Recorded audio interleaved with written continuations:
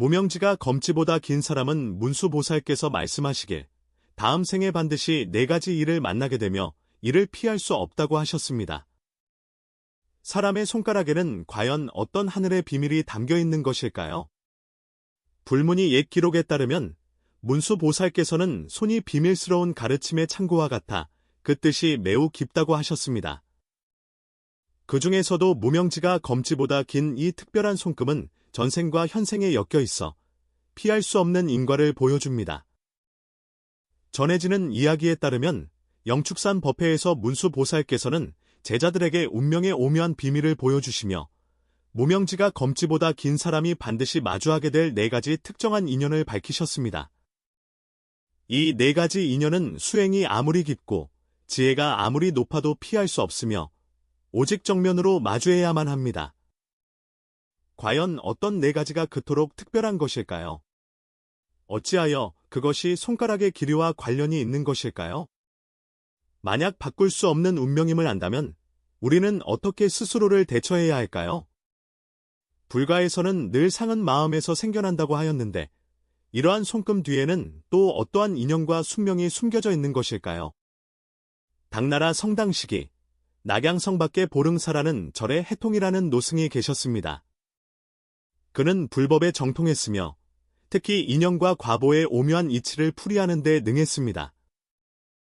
절의 종소리는 멀리 울려 퍼지고 향불은 왕성했으며 사방의 신도들이 가르침을 구하러 오곤 했습니다.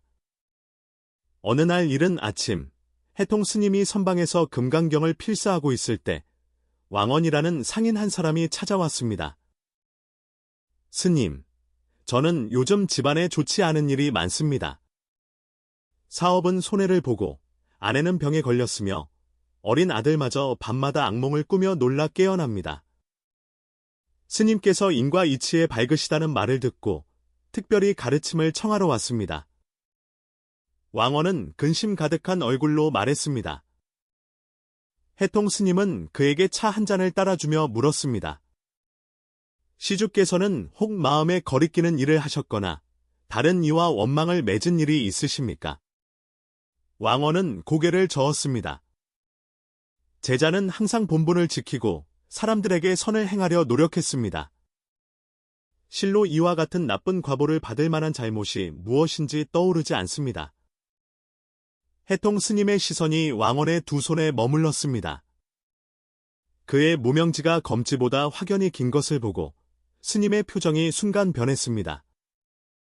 시주, 두 손을 저에게 보여주시겠습니까? 왕언이 두 손을 내밀었습니다.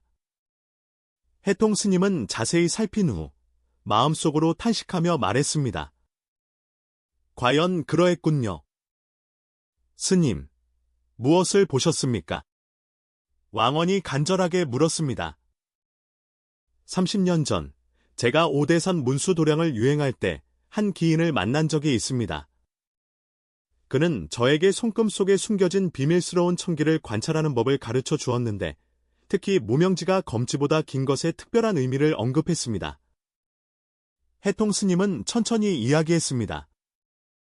그분 말씀이 이는 문수보살께서 친히 전하신 비법이며 문수사립 오사문장이라는 오래된 경전에서 나온 것이라 했습니다.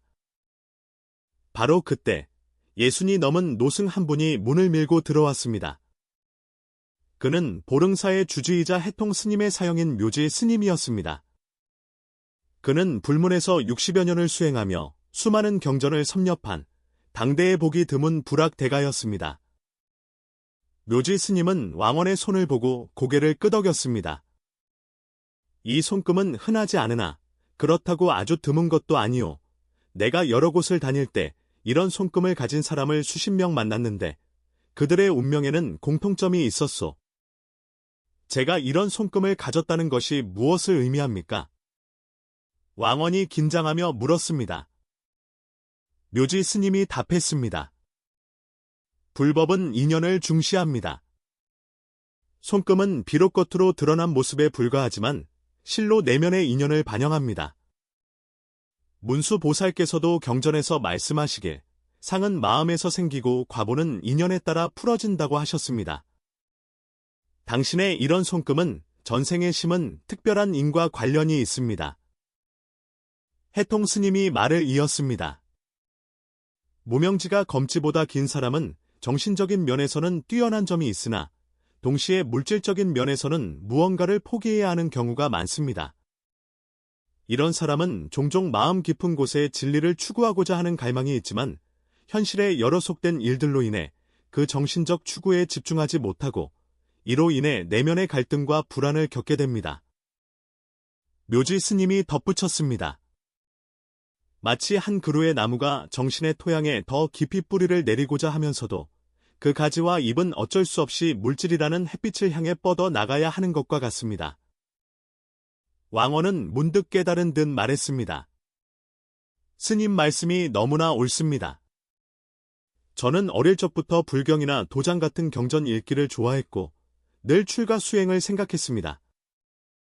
하지만 가업 때문에 어쩔 수 없이 장사에 뛰어들었습니다.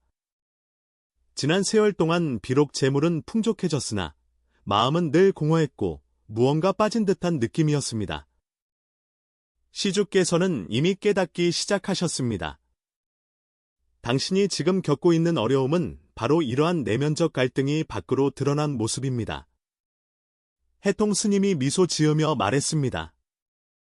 불가에서는 마음이 생기면 갖가지 법이 생기고 마음이 사라지면 갖가지 법이 사라진다고 했습니다. 당신 내면의 갈등이 풀리지 않으니 밖의 어려움들도 계속 이어지는 것입니다. 그렇다면 저는 이 어려움들을 어찌해야 풀 수 있겠습니까? 왕언이 걱정스럽게 물었습니다. 묘지 스님은 깊은 눈빛으로 그를 바라보며 말했습니다. 문수 보살께서 경전에서 언급하시길 이 손금을 가진 사람은 다음 생에 반드시 4가지 특정한 인연을 만나게 된다고 하셨습니다. 이는 전생에 심은 인으로 맺어진 과이기에 피하려 해도 피할 수가 없습니다. 왕언은 이 말을 듣고 안색이 변했습니다. 어떤 인연입니까? 그것이 화입니까? 복입니까? 인과의 도리에는 절대적인 화와 복의 구분이 없습니다. 중요한 것은 당신이 그 인연들을 어떻게 마주하고 대처하느냐에 달려 있습니다. 해통 스님이 그를 안심시켰습니다. 마치 똑같은 비라도 농부에게는 단비가 되고 행인에게는 장애가 되는 것과 같습니다. 묘지 스님은 소매에서 보리자 염주 한 꿰미를 꺼내어 알을 가볍게 굴렸습니다. 내가 기억하기로 경전에서는 이 4가지 인연이 마치 사계절이 순환하듯 차례대로 다가오며 피할 수 없다고 했습니다. 일단 드러나기 시작하면 차례로 이르게 될 것입니다. 그렇다면 제가 겪고 있는 이 어려움들이 바로 그 인연의 시작이군요. 왕언은 더욱 긴장했습니다. 해통 스님이 고개를 끄덕였습니다. 그럴 가능성이 큽니다. 당신이 최근 겪은 삶의 변화들은 바로 이 인연들이 드러나기 시작한 징조입니다. 불가에서는 전생의 인을 알고자 하면 금생에 받는 것을 보고 내세의 과보를 알고자 하면 금생에 짓는 것을 보라고 했습니다. 당신이 지금 겪는 어려움은 사실 미래의 깨달음을 위한 길을 닫고 있는 것입니다. 그럼 앞으로는 또 무엇이 있겠습니까? 왕언이 다급하게 물었습니다. 묘지 스님은 엄숙하게 말했습니다. 문수 보살께서 경전에 명확한 지침을 남기셨습니다. 무명지가 검지보다 긴 사람은 내세에 반드시 4가지 인연을 만나며 사계절의 순환처럼 피할 수 없다고 하셨습니다. 대체 그 4가지 인연이 무엇입니까? 왕언은 자리에서 일어섰고 두 손이 저도 모르게 떨렸습니다. 묘지 스님과 해통 스님은 서로를 바라보았습니다. 묘지 스님이 천천히 입을 열었습니다. 문수보살께서 문수사립 오사문장 경전에서 명확히 밝히시길 무명지가 검지보다 긴 사람은 전생에 특별한 인연을 심었기에 금생에 반드시 4가지 일을 겪게 됩니다. 어디에 있든 수행이 어떻든 간에 피할 수 없습니다. 이 4가지 일은 서로 맞물려 차례대로 나타나며 모든 것은 오직 자신이 어떻게 마주하느냐에 달려 있습니다. 스님, 부디 밝히 말씀해 주십시오. 왕언이 간절히 간구하며 두 무릎을 꿇고 이마를 땅에 대어 큰 절을 올렸습니다. 묘지 스님은 왕원을 부드럽게 일으켜 자리에 앉게 한 뒤 천천히 말했습니다. 그 첫 번째 인연은 바로 기존의 인식을 뒤엎을 만한 정신적인 큰 세례를 겪는 것입니다. 문수 보살께서 경전에서 말씀하시길 무명지가 검지보다 긴 사람은 전생의 진리에 대한 강렬한 추구심이 있었으나 여러 장애로 인해 원만하게 이루지 못했습니다. 금생에는 이 진리를 추구하던 힘이 정신적인 폭풍으로 변하여 당신이 가진 기존의 인식 체계를 깨뜨릴 것입니다. 당신은 아마도 고승대덕을 만나거나 우연히 경전 한 권을 읽거나 혹은 특별한 꿈을 꿀 수도 있습니다. 이 모든 것이 마치 큰 망치처럼 당신의 고유한 사고방식을 부수고 당신으로 하여금 이 세계를 다시 보게 하며 자신의 내면을 새롭게 인식하게 할 것입니다. 왕원은 이 말을 듣고 깊은 생각에 잠겼습니다. 그는 어릴 적 불경과 도장에 심취했던 자신을 떠올렸습니다. 이해하기 어려운 글자들이었지만 마치 보이지 않는 힘이 있어 그를 계속 탐구하게 이끌었습니다. 그러나 나이가 들고 가업이 바빠지면서 그는 점차 이런 것들을 뒤로 미루었습니다. 지금 생각하니 마음에 아쉬움이 가득했습니다. 해통 스님이 이어서 말했습니다. 시주, 이 정신적 세례는 쉬운 일이 아닙니다.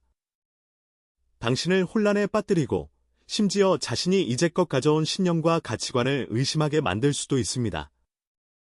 하지만 바로 이러한 혼란과 의심을 통해서만 진정으로 자신을 돌파하고 마음 깊은 곳에 진정한 추구를 찾을 수 있습니다. 마치 번데기가 나비가 되는 것처럼 과정은 고통스럽지만 일단 성공하면 새로운 생명을 얻게 됩니다. 왕원이 고개를 들자 그의 눈에는 굳건한 빛이 반짝였습니다. 스님, 알겠습니다. 그 정신적 세례가 아무리 어렵더라도 저는 기꺼이 마주하겠습니다. 묘지 스님은 가볍게 고개를 끄덕이고 계속 말했습니다. 두 번째 인연은 물질과 정신의 선택 사이에서 반복적으로 갈등하게 되는 것입니다. 무명지가 검지보다 긴 사람은 마음 깊은 곳에 정신적 추구에 대한 강한 갈망이 있지만 현실은 종종 그들을 물질이라는 감옥에 가두어 둡니다. 당신은 더 큰 사업 기회나 더 많은 재물 축적과 같이 겉보기에 매우 유혹적인 많은 물질적 유혹에 직면할 것입니다. 하지만 동시에 당신의 내면에서는 끊임없이 정신적인 풍요를 추구하라는 목소리가 들릴 것입니다. 이러한 선택의 기로는 당신을 몹시 고통스럽게 하겠지만 이 또한 당신이 성장하기 위해 반드시 거쳐야 할 길입니다. 왕원은 지난 세월 자신의 경험을 떠올렸습니다. 가업을 위해 그는 밤낮으로 애썼고 비록 재물을 쌓았지만 마음은 한 번도 진정으로 즐겁지 않았습니다. 그는 종종 깊은 밤에 스스로에게 묻곤 했습니다. 이 모든 것이 대체 무엇을 위한 것인가? 단지 끝없는 부와 지위를 위해서인가? 스님, 저는 이 선택의 기로에서 어떻게 균형을 찾아야 합니까? 왕원이 물었습니다. 해통 스님이 미소 지으며 말했습니다. 시주, 균형이란 하루아침에 이루어지는 것이 아닙니다. 당신은 늘 깨어있는 마음을 유지하며 무엇이 진정으로 중요한 것인지, 무엇이 그저 지나가는 구름 같은 것인지 분별해야 합니다. 마치 망망대해를 항해할 때 자신의 방향을 명확히 하고 눈앞의 풍랑에 현혹되지 않아야 하는 것과 같습니다. 선택의 기로에 설 때 잠시 마음을 가라앉히고 내면의 소리에 귀를 기울여 보십시오. 그것이 당신에게 답을 줄 것입니다. 묘지 스님이 덧붙였습니다. 또한 물질과 정신이 반드시 완전히 대립하는 것은 아닙니다. 물질을 추구하는 동시에 정신적인 자양분을 쌓는 것을 잊지 않으면 됩니다. 예를 들어 재물의 일부를 자선 사업에 사용하여 도움이 필요한 이들을 돕는다면 물질적인 필요를 충족시키면서도 정신적인 만족감을 얻을 수 있습니다. 왕원은 무언가 깨달은 듯 고개를 끄덕였습니다. 세 번째 인연은 당신의 인생 행로를 바꾸어 놓을 특별한 인연을 만나게 되는 것입니다. 묘지 스님이 천천히 말했습니다. 문수 보살께서 경전에서 말씀하시길, 무명지가 검지보다 긴 사람은 전생에 어떤 이와 맺었으나 다하지 못한 인연이 있어 금생에 다시 만나게 됩니다. 이 사람은 당신의 좋은 스승이나 벗이 될 수도 있고 당신의 영혼의 동반자일 수도 있습니다. 그는 당신에게 새로운 시각과 깨달음을 가져다 주어 당신이 다른 세상을 볼 수 있게 할 것입니다. 왕원은 지난 세월 동안 비록 많은 사람을 만났지만 진정으로 마음을 터놓을 수 있는 사람은 거의 없었음을 떠올렸습니다. 그는 마음을 열고 내면의 기쁨과 슬픔을 나눌 수 있는 진실한 인연을 갈망해왔습니다. 스님, 그 인연은 어떤 모습으로 나타나게 됩니까? 왕원이 궁금해하며 물었습니다. 해통 스님이 웃으며 말했습니다. 인연이란 참으로 묘한 것이라 당신이 가장 예상치 못한 순간에 나타날 수 있습니다. 어쩌면 여행 중에 혹은 자선 활동 중에 아니면 아주 평범한 어느 날일 수도 있습니다. 그 사람을 만났을 때 당신은 마치 오래전부터 알고 지낸 듯한 알 수 없는 친밀감을 느끼게 될 것입니다. 묘지 스님이 이어서 말했습니다. 또한 이 인연은 단지 아름다운 추억으로 그치는 것이 아니라 당신의 수행과 성장에 깊은 영향을 미칠 것입니다. 그 사람은 당신의 거울이 되어 자신의 장점과 단점을 보게 하고 그로써 자신을 끊임없이 완성해 나가도록 도울 것입니다. 왕원은 마음속에 기대로 가득 찼고 그 특별한 인연을 하루빨리 만나기를 고대했습니다. 네 번째 인연은 삶의 어느 단계에서 생사의 고비를 겪게 되는 것입니다. 묘지 스님의 표정이 엄숙해졌습니다. 문수 보살께서 경전에서 언급하시길, 무명지가 검지보다 긴 사람은 전생에 특별한 인을 심었기에 금생의 생사의 경계를 한번 거닐어야만 비로소 생명의 참된 의미를 깨닫게 된다고 하셨습니다. 이 시련은 질병일 수도 있고 사고일 수도 있습니다. 그것은 당신이 삶의 의미를 다시금 돌아보게 할 것입니다. 왕원의 얼굴이 다소 창백해졌습니다. 그는 자신이 생사의 시련을 겪게 될 것이라고는 생각해 본 적이 없었습니다. 하지만 이내 생각을 바꾸어 인생이란 본래 불확실함으로 가득한 것이니 만약 이 시련을 통해 진정한 해탈을 얻을 수 있다면 그것 또한 받아들일 수 있으리라 여겼습니다. 해통 스님은 왕원의 어깨를 가볍게 두드리며 위로했습니다. 시주, 두려워 마십시오. 생사는 본래 자연의 이치입니다. 이 시련이 비록 힘들겠지만 또한 당신이 성장할 수 있는 기회이기도 합니다. 생사를 마주했을 때 당신은 한때 그토록 집착했던 많은 것들이 더 이상 중요하지 않음을 발견할 것입니다. 진정으로 중요한 것은 오직 내면의 평온과 생명에 대한 경외심뿐입니다. 묘지 스님이 말했습니다. 또한 이 시련이 아무런 예고 없이 닥치는 것은 아닙니다. 시련이 오기 전에 몸이 불편하거나 마음이 불안해지는 등의 어떤 예감을 느끼게 될 것입니다. 이러한 예감을 느꼈을 때 즉시 자신의 마음가짐을 바로잡고 준비해야 합니다. 동시에 인과의 힘을 믿으십시오. 당신이 겪는 모든 것은 전생의 심은 이니 맺은 과보이니 담담하게 마주하면 됩니다. 왕원은 깊이 숨을 들이마시며 마음을 진정시키려 애썼습니다. 그는 물었습니다. 스님, 만약 제가 정말로 이 네 가지 인연을 만나게 된다면 저는 어찌 대처해야 합니까? 묘지 스님과 해통 스님은 마주보며 미소를 지었습니다. 묘지 스님이 말했습니다. 시주, 이 네 가지 인연이 비록 힘들어 보이지만 또한 당신이 수행할 수 있는 기회입니다. 정신적 세례를 만났을 때는 열린 마음을 유지하고 새로운 관념을 용감하게 받아들이십시오. 물질과 정신의 선택에 직면했을 때는 내면의 원칙을 굳게 지키고 외부의 유혹에 흔들리지 마십시오. 특별한 인연을 만났을 때는 그 인연을 소중히 여기고 마음을 다해 느끼고 가꾸어 가십시오. 생사의 시련을 겪을 때는 인과를 믿고 내면의 평정을 유지하십시오. 해통 스님이 이어서 말했습니다. 그리고 당신은 항상 불법의 가르침을 마음에 새기고 자비를 품고 지혜를 등불로 삼아야 합니다. 어떤 어려움을 만나더라도 선한 마음을 잃지 말고 지혜로서 문제를 해결해 나가십시오. 그렇게 한다면 당신은 이 4가지 인연을 순조롭게 넘길 수 있을 뿐만 아니라 수행에 있어서도 한 걸음 더 나아갈 수 있을 것입니다. 왕언은 자리에서 일어나 묘지 스님과 해통 스님에게 깊이 고개 숙여 절했습니다. 2분 스님의 가르침에 감사드립니다. 제자는 이제 깨달았습니다.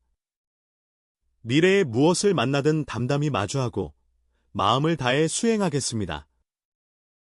묘지 스님과 해통 스님은 미소 지으며 고개를 끄덕였습니다. 묘지 스님이 말했습니다. 시주, 수행의 길은 길고도 험난합니다. 하지만 당신이 마음에 믿음을 품고 꾸준히 정진한다면 분명 자신만의 해탈의 길을 찾을 수 있을 것입니다. 왕언은 보릉사를 떠난 후 마음속에 힘이 가득 찼습니다. 그는 자신의 삶을 다시 돌아보기 시작했고 사업에 대한 집착을 줄였으며 가족과 함께하는 시간을 늘리고 불경을 읽으며 자선 활동에 참여하는데 더 많은 시간을 할애했습니다. 그는 두 스님의 가르침대로 실천한다면 미래의 4가지 인연을 순조롭게 이겨내고 진정한 해탈을 얻을 수 있으리라 믿었습니다. 세월이 흘러 몇 년 후 왕언은 정말로 자신의 인생 행로를 바꾼 그 사람을 만났습니다. 그는 사방을 유행하는 한 스님이었는데 우연한 기회에 왕언과 만나게 되었습니다. 두 사람은 대화가 아주 잘 통했으며 그 스님의 지혜와 견해는 왕언에게 큰 가르침을 주었습니다. 그는 더욱 깊이 불법을 공부하기 시작했고 내면의 혼란과 불안은 점차 사라졌으며 그 자리에는 전례 없는 평온과 만족감이 채워졌습니다. 또 얼마의 시간이 지난 후 왕언은 갑자기 큰 병을 앓게 되었습니다. 그는 자신이 생사의 시련을 겪고 있음을 알았습니다. 병상에 누워서도 그는 조금의 두려움이나 불안도 없이 담담하게 현실을 마주했습니다. 그는 묘지 스님과 해통 스님의 말을 떠올리며 마음에 감사함이 가득했습니다. 그는 이 시련이 지나면 자신이 분명 새로운 생명을 얻게 될 것이라 믿었습니다. 마침내 왕언은 이 생사의 시련을 무사히 이겨냈습니다. 병이 나은 후에 그는 마치 환골탈태한 듯했습니다. 그는 수행에 대한 믿음이 더욱 굳건해졌고 더 많은 정성을 자선 사업에 쏟으며 도움이 필요한 사람들을 도왔습니다. 그는 자신의 경험을 통해 사람들에게 말했습니다. 운명이 어떻게 정해져 있든 마음에 선한 생각을 품고 용감하게 마주한다면 반드시 자신만의 행복과 해탈을 찾을 수 있다고 말입니다. 그리고 무명지가 검지보다 긴 비밀에 대한 이야기도 왕언의 일화를 통해 널리 퍼져나갔습니다. 점점 더 많은 사람들이 자신의 손금을 보며 인과의 오묘한 이치에 대해 생각하기 시작했습니다. 하지만 그들은 모두 손금은 단지 겉으로 드러난 모습일 뿐 진정으로 중요한 것은 내면의 수행과 공덕을 쌓는 것임을 깨달았습니다. 오직 끊임없는 수행을 통해서만 자신의 운명을 바꾸고 진정한 자유와 해탈을 얻을 수 있다는 것을 말입니다. 그 후로도 왕언은 수행의 길을 꾸준히 걸어갔습니다. 그는 그 4가지 인연이 이미 지나갔지만 수행의 길에는 끝이 없음을 알았습니다. 그는 문수보살의 가르침을 가슴에 품고 인생이라는 여정 속에서 영원한 진리와 내면의 평화를 계속 탐구해 나갈 것입니다. 그리고 그의 이야기는 보릉사에 널리 전해지는 아름다운 일화가 되어 수많은 신도들이 수행의 길을 끊임없이 걸어가도록 격려해 주었습니다. 무명지가 검지보다 길면 보현보살께서 내세에 피할 수 없는 몇 가지 숙명을 짚어주셨습니다. 손금에 대한 술법은 유구한 역사를 지니고 있습니다. 옛사람들은 상은 마음에서 생기고 마음은 운명에 따라 정해진다고 하였습니다. 무명지가 검지보다 긴 이 드문 손금에는 과연 어떤 천기가 숨겨져 있을까요? 어찌하여 보현보살께서 특별히 이 손금을 지목하신 것일까요?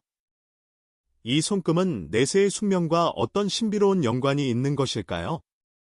이 피할 수 없는 숙명들은 또 어떻게 인생의 방향에 영향을 미치는 것일까요? 우리 함께 이 잘 알려지지 않은 전설 속으로 들어가 보겠습니다. 당나라 정관 연간, 오대산에는 꽃이 만발하고 구름바다가 파도처럼 일렁였습니다.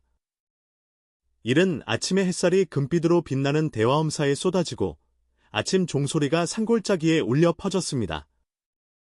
이날, 절에는 지원이라는 백발이 성성한 노승이 찾아왔습니다. 전에 듣기로 지원 장로는 천문을 꿰뚫어 볼 수 있으며 고승으로부터 직접 손금의 오묘한 이치를 전수받아 사람의 손금을 보고 전생과 현생을 추단할 수 있다고 했습니다. 그는 이미 칠순을 넘겼으나 정신은 맑고 눈빛은 깊이 감추어져 있었으며 걸음걸이는 마치 바람이 스치는 듯 가볍고 영묘했습니다. 절의 주지인 해명스님은 일찍이 지원 장로의 명성을 듣고 직접 문 밖까지 나아가 그를 맞이했습니다. 두 사람은 만나 인사를 나눈 후 해명스님은 지원 장로를 방장실로 청에 앉게 했습니다. 오래전부터 지원 장로께서 상술에 정통하시다는 말씀을 들었습니다. 혹시 가난한 이중의 마음속 의욕을 하나 풀어주실 수 있겠습니까? 해명스님은 두 손을 모으고 공경히 물었습니다. 지원 장로는 미소를 지으며 말했습니다. 해명 주지스님, 편히 말씀하십시오. 해명 스님은 두 손을 내밀어 손바닥을 위로 향하게 했습니다. 빈승은 어릴 적부터 수행을 해왔으나 늘 제가 남들과 다름을 느끼곤 했습니다.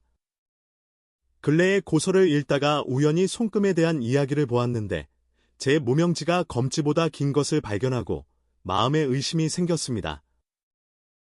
혹 이 손금에 어떤 특별한 점이 있는지. 지원 장로는 해명 스님의 두 손을 자세히 들여다보며 미간을 살짝 찌푸리고 생각에 잠겼습니다. 한참 후에 그는 한숨을 내쉬며 말했습니다. 주지 스님, 이 손금은 만명 중 하나 있을까 말까 한 기이한 상입니다. 노승이 비록 상수를 오래 연구했으나 감히 함부로 결론을 내릴 수가 없습니다. 해명 스님이 의아해하며 물었습니다. 장로님, 어찌 그리 말씀하십니까? 지원 장로는 잠시 침묵하다가 천천히 입을 열었습니다. 전에 듣기로 이러한 손금은 내세의 숙명과 깊이 관련되어 있다고 합니다. 옛상서에 이르기를 무명지가 검지를 넘으면 내세의 변화가 많고 기륭을 예측하기 어렵다고 하였습니다. 허나 구체적으로 어떠한지는 노승도 실로 알 길이 없습니다. 해명 스님은 약간 실망한 듯했습니다. 과연 그러하군요. 이 일은 그저 의문으로 남겨둘 수밖에 없겠습니다. 지원 장로가 잠시 생각하더니 말했습니다. 다만 노승이 들은 전설이 하나 있습니다. 내일은 보현보살 성탄일이니 주지 스님께서 지극한 마음으로 기도드리면 혹 보살님께서 나타나시어 의욕을 풀어주실지도 모릅니다. 해명 스님의 눈이 빛났습니다. 그 말씀이 참이십니까? 지원 장로가 고개를 끄덕였습니다. 보현보살께서는 대자대비하시어 구하는 바에 반드시 응답해 주십니다. 하물며 주지 스님의 손금은 평범하지 않으니 어쩌면 보살님과 인연이 있을지도 모릅니다. 그리하여 해명 스님은 보현보살 성탄일에 성대한 법회를 열어 보살님께 가르침을 구하기로 결정했습니다. 다음 날 이른 아침, 대화엄사 안팎은 장엄하고 숙연했습니다. 절의 스님들은 회색 장삼을 입고 가지런히 줄을 서서 경전 소리가 울려 퍼졌습니다. 대웅전 중앙의 보현보살상은 장엄하고 위엄 있었으며 향 연기가 자욱했습니다. 해명 스님은 가사를 걸치고 향을 손에 든 채 보현보살상 앞에 경건하게 엎드려 절했습니다. 지원 장로는 곁에 서서 이 모든 것을 집중하여 바라보고 있었습니다. 법회가 가장 장엄한 순간에 이르렀을 때 법당 안에 갑자기 금빛 광채가 쏟아지고 범음이 울려 퍼졌습니다. 모든 스님들이 놀라 일제히 고개를 숙였습니다. 해명 스님이 고개를 들어보니 보현보살상 앞에 흐릿한 형상이 나타났습니다. 그 형상은 점차 뚜렷해졌는데 바로 보현보살이었습니다. 보살은 흰 코끼리를 타고 오불관을 썼으며 손에는 여의보주를 들고 위엄 있으면서도 장엄하여 감히 바로 쳐다볼 수 없었습니다. 해명 스님은 감격하여 황급히 머리를 조아렸습니다. 제자 해명이 보살님을 뵙습니다. 보현보살은 자비로운 눈으로 해명 스님을 바라보며 말했습니다. 훌륭하구나. 해명아, 내가 지극한 마음으로 기도하기에 내가 너의 의욕을 풀어주러 왔노라. 해명 스님이 두 손을 모으고 말했습니다.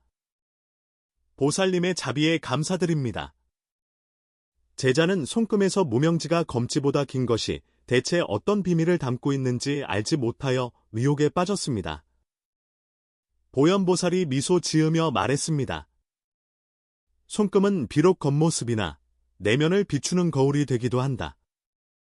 너의 무명지가 검지보다 긴 것은 실로 보기 드문 상이며 너의 전생 선영과 내세의 숙명에 깊이 관련되어 있느니라. 지원 장로도 이 말을 듣고 한 걸음 다가와 공손히 물었습니다. 감히 여쭙니다. 보살님. 이 손금을 가진 사람은 내세에 어떤 숙명을 갖게 되는 것입니까? 보현보살의 안색이 순간 변하며 미간에서 금빛 만자 인장이 떠올랐습니다. 대웅전 전체가 순식간에 숨소리조차 들리지 않을 만큼 고요해졌습니다. 보살은 천천히 오른손을 들어 해명 스님의 무명지를 가리켰습니다. 그 목소리는 마치 하늘에서 울리는 현묘한 종소리처럼 사람들의 마음을 흔들었습니다. 무명지가 검지보다 긴 것은 만 명 중 하나 있을까 말까 한 기이한 상이다. 이는 단지 금생에만 관련된 것이 아니라 내세의 숙명 궤적까지 결정짓는다. 보살은 소매에서 빽빽하게 손금 도안이 그려진 오래된 황색 두루마리 하나를 꺼내셨습니다. 이것은 천년 전 문수 보살께서 기록하신 것으로 이 손금을 가진 사람이 피할 수 없는 5가지 숙명을 밝히고 있다. 첫 번째는 인연이 수승하여 불법과 인연을 맺게 되어 만나기 어려운 수행의 기연을 얻게 되는 것이다. 보현보살의 목소리는 바다처럼 깊고 고요했습니다. 이런 사람은 비록 속세에 몸담고 있으나 어릴 적부터 불법에 보이지 않는 힘을 감지할 수 있으며 마음속에 늘 남다른 사명감을 지니고 있다. 어떤 환경에서 태어났든 결국에는 수행의 길로 들어서게 되지만 그 길이 결코 순탄치 않아 왕왕 큰 시련을 겪게 된다. 해명 주지스님은 꿈속인 듯 희미하게 깨달았습니다. 그렇다면 나의 손금은 이 생의 불법과 깊은 인연을 맺도록 정해져 있었던 것이구나. 보현보살이 고개를 끄덕이며 계속 말했습니다. 이 손금을 가진 사람은 비록 수행의 인연을 얻으나 그 수행의 길에는 반드시 많은 굴곡이 있다. 종종 겪게 되는 외적인 어려움은 마치 불법이 주는 시련과 같아 그가 가진 집착과 아상을 깎아내기 위함이다. 처음에는 끝없는 번뇌와 고난을 겪는 듯하나 바로 그 시련들이야말로 내면의 각성을 촉진하여 하루빨리 보리심을 얻게 하는 방편이 된다. 두 번째 숙명은 업력이 끊어지지 않아 과거 생의 인과에 이끌리는 것이다. 보살의 눈빛이 더욱 깊어졌습니다. 무명지가 검지보다 긴 사람은 종종 전생에 지은 중대한 업장이 있어 금생에 비록 수행을 하나 여전히 과거의 인과에 묶여있게 된다. 특히 인간관계의 얽힘에 있어서 보이지 않는 많은 굴레가 그를 붙잡아 과거의 흔적에서 완전히 벗어나기 어렵게 만든다. 해명 스님은 마음속이 흔들렸습니다. 마치 자신이 지난 세월 동안 겪었던 온갖 좌절과 혼란이 떠오르는 듯했습니다. 내가 겪는 이 번뇌와 관계들이 정령전생의 인과에서 비롯된 것이란 말인가? 그는 자신도 모르게 나직이 을조렸습니다. 바로 그러하니라. 보현보살이 천천히 말했습니다. 이러한 업력은 하루아침에 풀 수 있는 것이 아니다. 반드시 오랜 시간 수행하고 계율을 지키며 점차 녹여내야 한다. 내가 금생에 마주하는 갖가지 도전들은 바로 그 인과를 청정하게 하기 위함이며 내가 다음 생에 더욱 순탄하게 나아갈 수 있도록 돕는 것이다. 세 번째 숙명은 심성이 흔들리기 쉬원을 바깥 경계의 방해를 받는 것이다. 보살이 가볍게 탄식했습니다. 이 손금을 가진 사람은 종종 마음이 매우 민감하여 외부의 영향을 쉽게 받는다. 다른 사람의 말이든, 눈빛이든, 혹은 외부 환경의 변화든 그 내면을 불안하고 동요하게 만든다. 그러므로 그들은 반드시 어떻게 내면을 굳건히 하고 외부 환경에 좌우되지 않으며 스스로 평화를 유지하는 법을 배워야 한다. 지원 장로가 이 말을 듣고 끼어들었습니다. 그렇다면 이러한 숙명 속에서 어찌해야 해탈을 얻을 수 있겠습니까? 보현보살이 미소를 띠며 말했습니다. 수행이 곧 해독제이다. 계율을 지키고 마음을 닦으며 끊임없이 내면의 잡념을 정화해야 한다. 오직 깊은 수행을 통해서만 진정으로 자신의 마음을 다스릴 수 있으며 외부의 흔들림에 동요하지 않게 된다. 이 생의 수행은 바로 너의 내면을 단련시켜 외부의 방해를 받지 않고 부처님처럼 마음이 고요한 물과 같이 평온하고 안락해지도록 하기 위함이다. 해명 스님은 잠시 깊은 생각에 잠겼다가 이내 어떤 깊은 뜻을 깨달은 듯했습니다. 보살의 가르침이 봄바람처럼 불어와 점차 그의 마음속 의욕을 걷어냈습니다. 네 번째 숙명은 욕망을 버리기 어려워 감정이 깊고 무거운 것이다. 보현보살의 목소리에는 약간의 무거움이 묻어났습니다. 이 손금을 가진 사람은 종종 감정과 욕망 사이에서 얽혀 헤어나오지 못하고 그것을 끊어내기를 어려워한다. 그것이 사랑이든 가족이든 혹은 일에 대한 성취욕이든 쉽게 내면 깊은 곳에서 강렬한 욕망의 불길을 일으킨다. 욕망은 바다와 같아 파도가 거세니 만약 제때에 다스리지 못하면 수행의 정체와 혼란을 초래하기 쉽다. 해명 스님이 가볍게 탄식했습니다. 이 네 번째 숙명은 제 마음속 번뇌와 일치하는 듯합니다. 저는 늘 세상의 감정과 욕망이 저의 수행을 방해하여 마음이 끊임없이 흔들림을 느낍니다. 보현보살이 미소 지으며 말했습니다.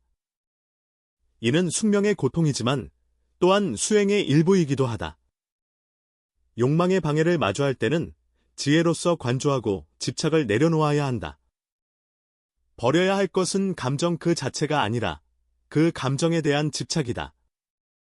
오직 집착을 내려놓은 후에야 비로소 감정으로부터 진정한 해탈을 얻고 더 높은 수행의 경지로 나아갈 수 있다. 마지막 다섯 번째 숙명은 수명이 짧아 일찍 세상을 떠날 징조가 있는 것이다. 보살이 낮은 목소리로 말했습니다. 이 손금을 가진 사람은 종종 운명이 기구하여 수명이 비교적 짧다. 금생에 아무리 노력하여 수행하더라도 이 운명에서 벗어나기는 어렵다.